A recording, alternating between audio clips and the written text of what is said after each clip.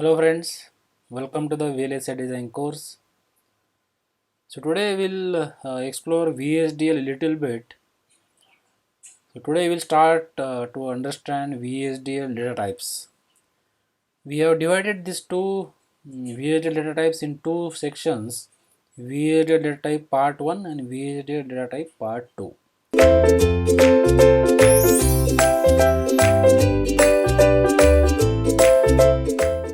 So usually in part 1 we are going to cover a predefined VHDL data types which are already defined in the VHDL and no need to define by the user, or it is declared already in the by default in libraries. So this comes under the part 1, and in second part we'll see the different data types are available in the VHDL language. So let us start. So which are the predefined data types? So standard package is a by default data type used in the VHDL, and it defines a number of types, subtypes and functions which are visible to all the design units. So standard package is a predefined having number of types, subtypes and functions. It defines the basic types, subtypes and functions together with operators available for each of the subtype defined. So it is available for all the defined subtypes also.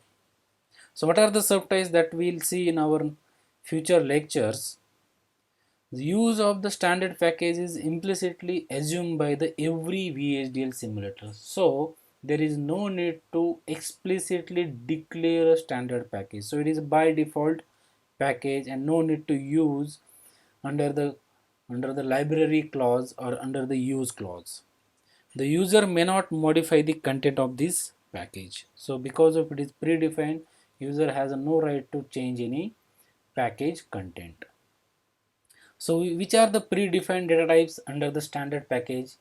So maybe we are using in VHDL as a boolean. So boolean is a by default data type, and it has a predefined operators like AND, OR, NAND, NOR, XOR, XNOR, NOT gate and other operators equal, not equal, less than equal, greater and greater than equal.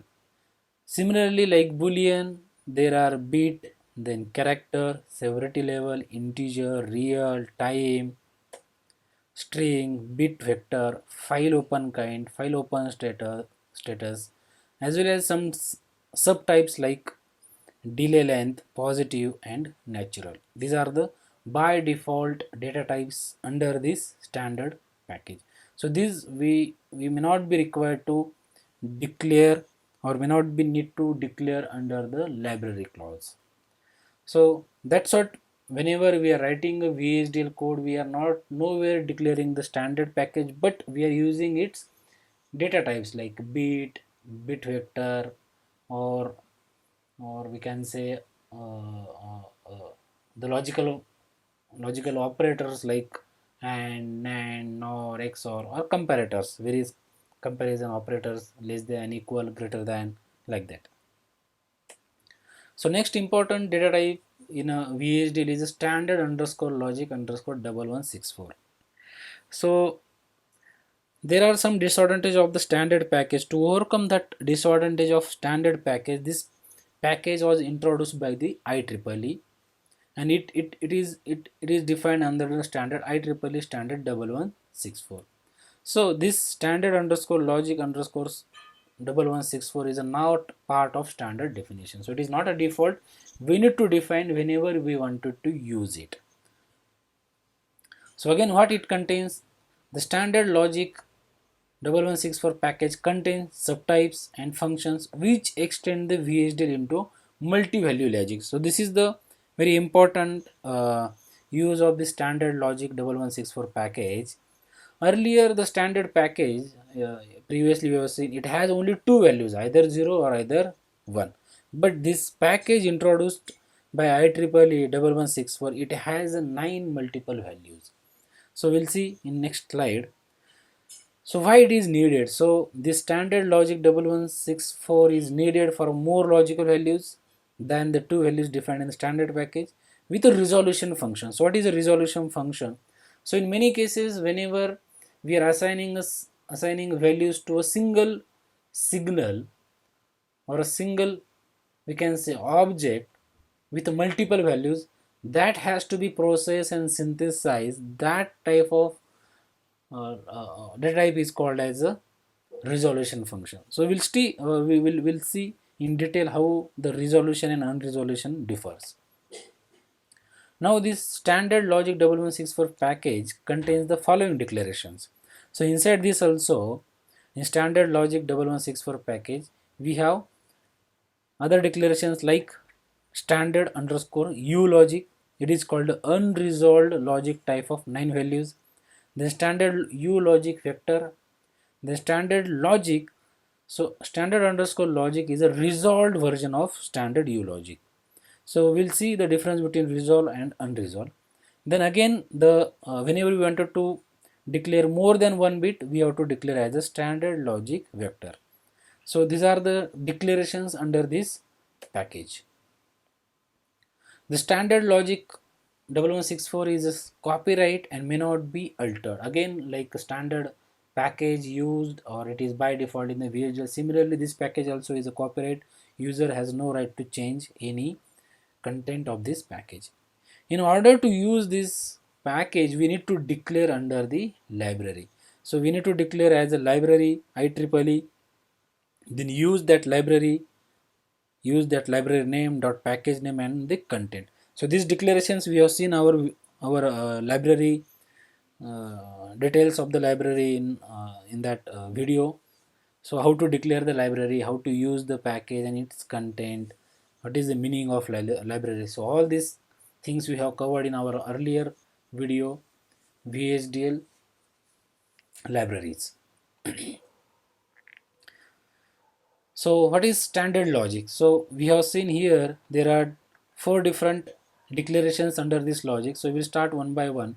So standard logic. So standard logic is a 9 value resolve function, and it is defined in the standard IEEE standard 1164. Because it is a, again, the standard logic 1164 package defines overloaded logical operators like and, or, nor, XOR and not. So the same are applicable to the standard logic. Standard logic is a resolve type, which means that multiple assignments to the same objects are legal. So whenever there is a concept of assigning multiple values to a single object, during that time we have to use a data type of standard logic. If you use a data type of standard underscore u logic, it may throw an error. Even if you use a bit or boolean or other data types declared under the standard package, that also throw an error because they are not defined with a resolution function, or they are all are the unresolved type. The standard logic is defined as a subtype of standard u logic, so therefore all the operators and the functions defined under standard underscore u logic are perfectly applicable to standard underscore logic. So standard underscore logic is an industry standard logic type, and in most of the majority of the signals used for the VLSI design are preferred by standard logic. So which are these 9 values? So standard U logic is have, or standard logic has 9 values. So it is defined as capital U with uninitialized. The meaning of U is uninitialized. X means forcing unknown, 0 means logical 0, 1 means logical 1, Z means high impedance, W means weak unknown, L means weak 0, H means weak 1, and hyphen means don't care. So these are the different 9 values are introduced under this standard logic 1164 package, and that is totally different than the earlier standard package. So standard logic vector. So we have seen the standard logic. So standard logic is used to define only one bit value, either 0, 1, or all these 9 values: undefined, high impedance, don't care, weak 0, weak 1. So like that we can define as a single bit value. But whenever we want to declare as a bus or multiple values, we need to declare this standard logic as a vector. So standard underscore logic underscore vector. So again it is a predefined in the same package. So it is something like similar to the declaration like array or similar kind of declaration as a registers. So again this is again type of result, so we can assign multiple values to the standard logic vector. We'll take one of the example of the standard logic vector. So we'll see type is a keyword, t underscore data we are declaring as a signal name is an array 7 down to 0 of type standard logic. So here we are declaring an array with a data type of standard logic. So it has a depth of 7 down to 0 and data type of standard logic. So it is a 1 byte array, we can say 1 byte array. Signal, then we are declaring signal with a signal name data bus memory of data type t data. So here the 7 down to 0 or t data is an array. To use any data type we need an object. To use any data type we need a object. So we are going to see objects in detail. So let us try to understand the difference between our data types and the objects. So here we are declaring t underscore data is a data type with an array having width of 7 down to 0. So it is a byte declaration. Now to use this data type we need always an object. So there are three types of objects in the VHDL. One is signal, variable and constant. Let us say we are using signal as an object to use this data type with a signal name, data bus and a memory. So this signal signal we are declaring with a new data type t data. So that is the beauty of VHDL. It is totally user defined or user assigned data type. Now we are starting with a process. We are declaring internal variable, again one more variable, one more object with a variable name range a with again a same data type t data. Wherever again we are using the same data type. Now begin. We are using data bus, which is signal, assigning range a. So both are off because of the same data type we are able to assign to the signal. This is one process. There is another one process for memory, and again the same object data bus we are assigning with the memory. So memory is again defined with the same data type t data. So why this example I am showing here? To understand the resolution function. So in two different processes, we are assigning different values to a same object. Like for example, same signal data bus here, but we are assigning here different signal value or variable value, and here different signal name is different. So this is called a resolution function, and this is only valid under this standard logic vector. This is not valid under a standard package, not valid under the standard underscore u logic data type. So that is the advantage of using this standard logic vectors. We never face a problem of multiple signal assignment. So this is all about the predefined data types in the VHDL.